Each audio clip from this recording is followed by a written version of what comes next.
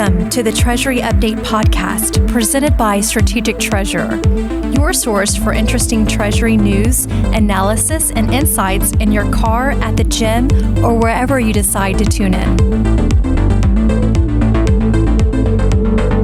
On this episode of the Stories from the Front series, Jeffery speaks with corporate payment expert Nithai Barzam, Chief Operating Officer at nsKnox, on escalating fraud attacks amid the global pandemic. Topics of discussion include cybersecurity for payments and financials, fraud tactics and trends, systems and infrastructure vulnerabilities, and advanced solutions to verify suppliers and prevent payment fraud. Listen in to know how to protect yourself and your organization from cybercriminals today. Welcome to the Treasury Update podcast. This is Jeffery, and today's session is Escalating Fraud Attacks. This is part of the Stories from the Front series, and I'm here with Nithai Barzam. Welcome to the podcast. Thank you, Craig. Nice being with you. Nithai is the Chief Operating Officer of nsKnox, and he's a corporate payments expert. I'm glad to have him here on the Treasury Update podcast. I'm sure not everyone has heard of nsKnox, much to your marketing group's consternation, but maybe you could just give us a quick 1-minute explanation of what does nsKnox do? What problems are you solving? Sure. So we're a bit of a hybrid between a cybersecurity company and a fintech. And our goal in life is to fight corporate payment fraud by providing cybersecurity solutions that help organizations protect themselves against multiple vectors of attack that essentially target their money. We were founded by Alon Cohen, which is primarily known as the founder and ex-chairman and CEO of CyberArk, one of the world's leading cybersecurity companies traded in NASDAQ. We're backed by Microsoft, so we're a Microsoft company. And our goal at the end of the day is to make sure that the CFO or the treasurer doesn't wake up one morning realizing they're $20 million short. Yeah, I think the context of fraud has certainly escalated, so you're in the right business. I mean, we knew that fraud was an issue before COVID hit, and with COVID, I'll just mention everybody that nsKnox is also a member of the Treasury Coalition, and the monitor that we run, the survey that we run, showed that all the respondents reported a 36% increase in fraud attempts and attacks. So this is significant context, and I'm setting up my next question is. This was significant before. Now there's non-standard processes. There's more, work from home. The environment, the technology environment is different. We might be running different situations. So I want to get into that in a moment. But maybe you can tell us what happened during the lockdown as part of the Stories from the Front series. What happened at nsKnox initially? And how did you relate to your customers as this occurred? And you could take it from a customer standpoint, employee standpoint, or a combination of those two. First, maybe as a company, I guess we were fortunate enough that we were set up for secured remote access to begin with. Employees have laptops, we have VPN access, multi-factor authentication is set up, our data is securely stored on the cloud. So essentially we were work from home ready from the get-go, which made it kind of instant for us to be up and running from home. Customer support and customer success, continue to support customers without interruption. Our R&D team, they had a couple of days to get used to these daily stand-ups over Zoom instead of in person, but continue to generate product releases on schedule as planned. And product presentations and demo. Once customers are happy to be available, it actually works really, really well. So from the nsKnox standpoint, I'd say that was pretty instant. And from a customer standpoint, I think this is more complex and interesting. So I'll split it into two, I guess. First, you could definitely tell that customers' focus initially was really about the business continuity. Let's first make sure we can make the day-to-day. Can I access the system? Can I process invoices? Can I actually make payments? Am I able to onboard suppliers and so on and so forth? And so let's first worry about day-to-day work and then worry about security. And so some companies like a global chemicals conglomerate we work with simply put projects on hold. They were like, let's focus on the day-to-day and not start new things. But pretty quickly they realized that with the challenges they're facing in terms of their day-to-day processes, as far as security is concerned, and with the increased rate of attack, they'd rather implement this type of solutions. And maybe throughout March into April, we've seen some slowdown in execution of projects. Then the later part of April and into May, more projects, got back on track.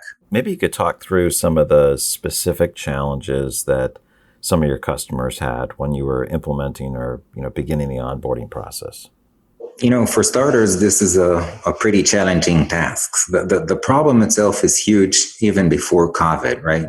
You look at some of the reports from the AFP, 4 or 5 companies are a target of payment fraud. And if you're making more than $1 billion, then you're more likely, like 87% of these companies are a target. And there's so many ways that you can get attacked, it has to do with your onboarding process, with getting requests to update details, with protecting your data, with affecting payments. It's pretty complex to start with, and statistics are pretty bad. Tons of money gets stolen, despite everything that companies were doing even before COVID. But once COVID hit, you could immediately tell, a number of things. First, there was a spike in the rate of attack, in the level of sophistication. And I guess that the main reason for that, or 2 reasons for that, is organizations were really struggling maintaining the day-to-day. And first, they had real difficulties maintaining their processes. So, you're typically used to get into the boss's office and ask a question. Now you're working from home. Should I make the call? Not make the call. Is he available? Is she available? And then, you try to maintain standard processes. So best practice process would probably be, receive documents from the vendor when you onboard a new vendor, when you get a request to update details, try to verify that the bank account is indeed theirs. And then make an unsolicited callback, try to speak with the right person to confirm the details. You're calling the supplier and nobody's answering because they're not at the HQ, right? They're home and you don't have their mobile phone number necessarily, right? And so what do? Yeah, some companies restrict the ability to forward phones out of their main offices. So it's... And then some of them will tell you, if you do get somebody to talk to, they'll tell you leave the details. And somebody will call you back, which is exactly what fraudsters would do, right? They would call you back and confirm the fraudulent details. And so, take, for example, a medical devices manufacturer out of the US. They operate globally. About 50% of their suppliers are in the US and 50% are international. And they already had difficulties, because of language barriers, time zone differences, not easy to get hold of people. And then COVID hits and they're like, can't really get hold of people. And so the motivation to introduce some validation service that allows them to validate this without asking the supplier, relying on third-party data, made sense to them. I had a discussion with a finance manager for a restaurant chain in the US, and not only did they have to now get used to the fact that they're only doing deliveries, and the restaurants that can actually host people were very limited, only in some of the states, and so business is not doing great to start with. And then they're running into these type difficulties, and they actually decided to hold payments if they couldn't validate. And she was pretty embarrassed, and she said, we're holding payments for 60 days now, and maybe I'm okay because some companies are actually holding for 90 days and I'm still doing okay, but how long can you hold with that? So some real difficulties in maintaining day-to-day processes. If that's not enough, then, there's a whole new set of challenges that came about with COVID. First, an increased demand of all the services around payments. Companies were scrambling to find new suppliers because they couldn't work or couldn't get what they need from certain companies. If you're with a supplier in Italy or in Spain, for example, they were in a total mess and you couldn't get anything. And you try to, find alternative suppliers, say in China or Japan or somewhere else. And so more workload, but you're, at home, don't really have the access and so on and so forth. And then there was also more requests for changes, and some of them are okay and some of them are fraudulent, right? There's the known story of the ancient orders, where they've actually bombarded companies with emails asking, divert payments to the factory instead of to the headquarters, because headquarters is closed, but we still want to ship your goods. Please use this bank account and pay directly to the factory. So all this seems reasonable all of a sudden. So a lot of pressure resulting, a risk on itself. And everything is so problematic with work from home. As a CISO of one of the high-tech companies we work with shared with us, he's saying, I'm concerned with the fact that employees from home have less focus on this thing, and we as a company has less control. The mid-level managers, they don't see the people on the floor anymore, and so you're not really sure if they're doing what they should, and it's really hard. Next in line is email, text messages, voice messages now become a bit of a standard way to communicate, because nobody's at the office, but this is really vulnerable. To phone spoofing, to voice cloning, all the new techniques that those fraudsters are using nowadays. And if this was not enough, then a whole set of new vulnerabilities open up when you work from home, to malware and to credential theft. Because I don't know, we were lucky at nsKnox, everybody had laptops, but I'm speaking with a lot of companies and some of their finance people, they don't have company laptops, and now you're scrambling into providing them with laptops. Are they properly installed and configured? You're actually shipping them directly from Dell or, whoever, and they're not really up to standard and not as secured. People are using home Wi-Fi, easier to penetrate. Remote desktop apps are being hacked. People are mixing personal devices and home computers, personal devices, and work equipment, and a whole set of keyloggers, malware gets in there. Credential theft become a huge issue. When discussing this with KPMG, one of our partners, they've actually indicated that employees are now 5 times more likely to click malicious links, because they're hidden as information that everybody craves so much, and you want to get the map, you want to know how it's in your area, and all of a sudden you're infected. So a lot of bad stuff around why working from home was really bad. I would just throw out there that insider fraud was also growing. There are a number of factors which I can definitely speak to, but this by itself was, another risk or threat resulting from COVID. What are the examples and the causes of insider fraud? Because is it due to the fact that there is people are working in a different environment? They know that the controls are down, or something else? Yeah, it's a bit of a mix of them all. When you look at drivers, what are the forces that will drive insider fraud? You could look at 3 factors basically. The first one is pressure. The second is opportunity, and then the last one is rationalization. How can I explain doing this thing? So talking about pressure, COVID, crisis, this is really easy. People getting their salaries cut, their partners lose their job, mortgage, you still need to make good on the payments, rent, so on and so forth. And so you may be sick, somebody you love, and so on and so forth. So definitely no questions around increasing pressure. Opportunity, this is exactly where I'm working from home. I'm using my laptop instead of the company's. Nobody's looking at what I do. And, there's definitely more opportunity. And then rationalization, this one is is tricky, right? But given so much pressure and greater opportunity, people start justifying this. My company is doing much better than I do. If I'm going to take, 10K, 100K, maybe they don't suffer as much, and I really need it more than they do, type thing. And so we're seeing a lot of incidents, and also the average size of an incident, increased as well. There was some reports indicating 31% increase in insider incident over the period, and then the average insider incident. And overall, by the way, insider fraud is much greater than people believe. We always want to trust our employees. whether they're in finance or in IT. But if you look at a study from PwC, 50% of the cases where more than $100 million were stolen actually involve an insider. So that's pretty big. How do we move past this? I mean, in terms of what's needed today, and is there anything that has changed with what you're recommending, what you're looking at, what you're advising your clients on? First, I think what's needed is understanding. And, two main things. Number one is organizations will not stay lucky for long. With the statistics of who gets impacted, of the volumes, of the sophistication of fraudsters, and so on and so forth, I think, companies are probably divided into the ones that that fell victim and the ones that will fall victim. Luck isn't a strategy, right? It's not a good strategy. Yeah. Okay.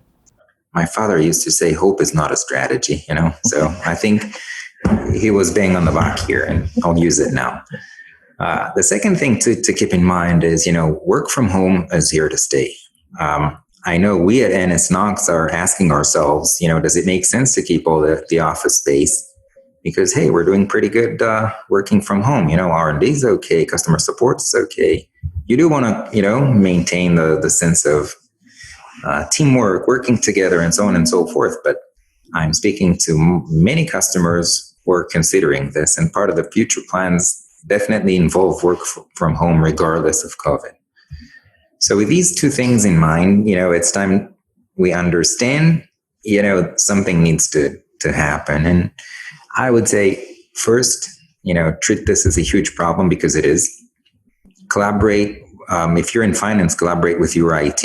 And if you're the CISO and you feel responsible for this, then make sure to collaborate with your finance team, because the fraudsters always sneak between the cracks between these two teams, the people that actually know the process, understand what they do, understand what they need, and the people that understand the risk and have the means to potentially stop this. And so this would really be important, collaboration. And lastly, I think there needs to be like a holistic approach. We at nsKnox call this the 3-layer approach, which is to say, first, address your infrastructure. A lot of things that you could do to secure the endpoints, to make sure that the access is secure, that your communications, you're using VPN and multi-factor authentication, your email is secured, and so on and so forth.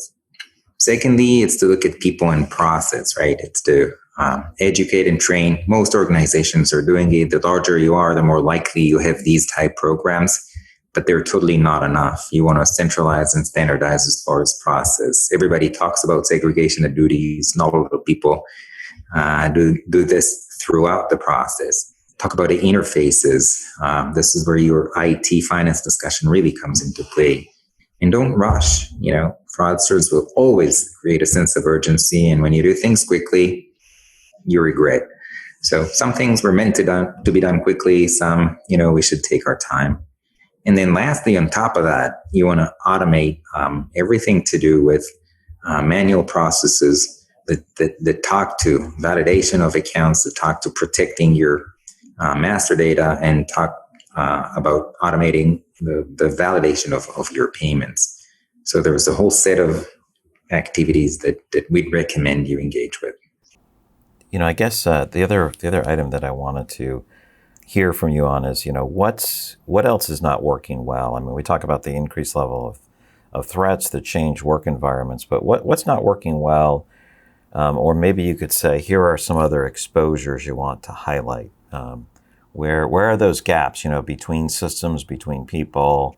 Yeah, that's a great question. So first, I think it's about the unfair fight, if you will, between, manual processes and training versus, state-of-the-art technology and psychology. As long as we keep this broken equation, the fraudsters are gonna flourish. So we need to fix this. Now, I definitely think that the companies today have much more awareness of the problem. But oftentimes what I'm hearing is social engineering. And, this only happens to dummies. Like, a fraudster is able to trick you. But the reality is this is far from it, right?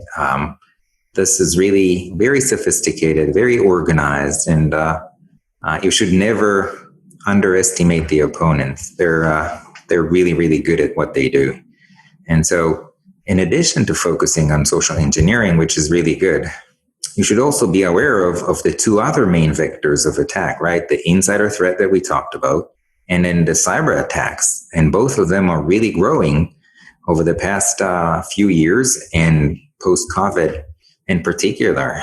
Take a recent IDC survey that highlights that 64% of the organizations that are using SAP or Oracle ERP, and they were the one that questioned, I'm pretty sure it's not specific to them, were actually hacked during the past couple of years. And this is crazy to think, finance professionals believe the system is secured, but it's not really, the case. The Department of Homeland Security issued a warning stating, specific targeted malware is targeting ERP systems. And so definitely be careful around this. And then we talked about insider fraud, right? Growing. So I think a lot is not working well. There's a lot that's being, done to improve the situation, but there's still, in general, I think there's a bit of a discrepancy between the frequency and the level of the risk and the level of investment in solutions. I actually think one of your surveys highlighted this pretty nicely, because the percentage of companies actually planning to increase their spend on solutions definitely does not match the fraudsters' intentions of investing more in stealing our money. And so, yeah, the threat level, like you said, the sophistication, the threat level, the amount of automation they have, and their payouts create what you were saying as you use the term unfair fight in a different way, but that's part of the unfair fight is they're continually targeting and probing everyone because they're automated and sophisticated. If I was to sort of characterize them, I'd say fraudsters, they operate like a business. Some people still have this vision of a hooded guy in the basement trying to do some stuff. This is far from it. This is organized crime. This is nation state funded.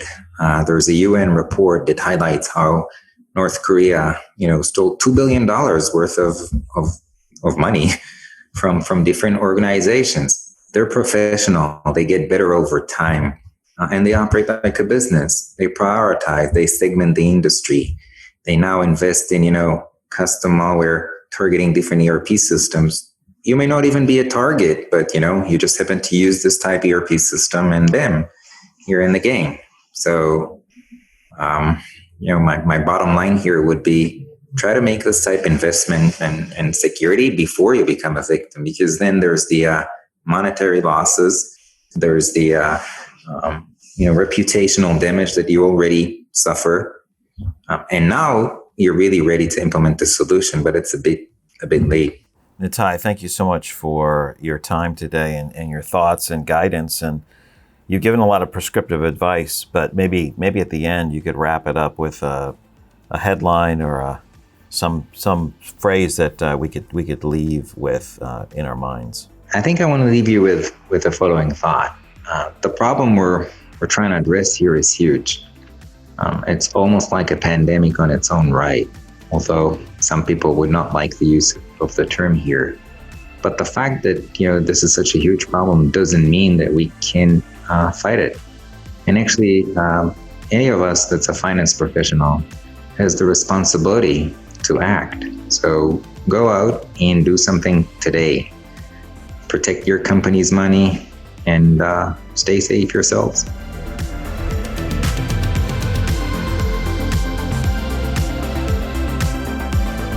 You've reached the end of another episode of the Treasury Update podcast. Be sure to follow Strategic Treasurer on LinkedIn. Just search for Strategic Treasurer. This podcast is provided for informational purposes only, and statements made by Strategic Treasurer LLC on this podcast are not intended as legal, business, consulting, or tax advice. For more information, visit and bookmark strategictreasurer.com.